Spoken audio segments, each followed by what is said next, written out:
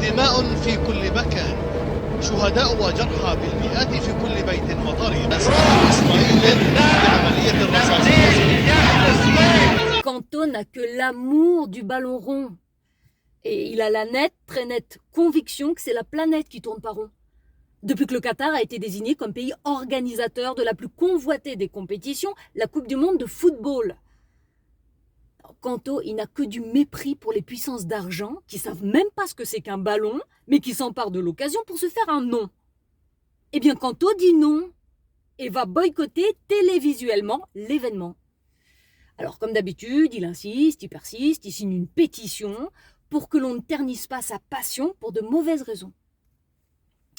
Et moi, quand même, je voudrais bien lui emboîter le pas, non pour défier comme lui les passe-droits, mais pour faire feu de tout bois, quitte à remettre en cause, y compris sa bonne foi. Oui? Non mais attends, écoute. 1. Si c'est pour des raisons écologiques ou de réchauffement climatique qu'il faudrait absolument boycotter le Qatar, c'est une blague carambar, hein. C'est une histoire drôle qui fera encore rire Galtier et Mbappé. De 2, si c'est parce que ce sont des riches qui se sont nourris de la sueur et du sang des plus pauvres, c'est quand même leur faire grand honneur que de croire qu'ils ont réinventé l'exploitation de l'homme par l'homme. 3, si c'est parce qu'ils ne sont pas irréprochables, quand même c'est un serpent qui se mord la queue. Parce que nous ne disons pas vraiment ce que nous leur reprochons.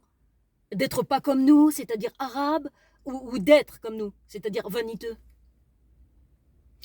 Et enfin 4, si c'est pour une question de justice ou d'équité, eh bien, dans ce cas, il ne faudrait pas se rendre en Israël pour jouer au ballon, tant que ce pays joue sur des terres occupées, sans se soucier des Palestiniens qu'il a chassés.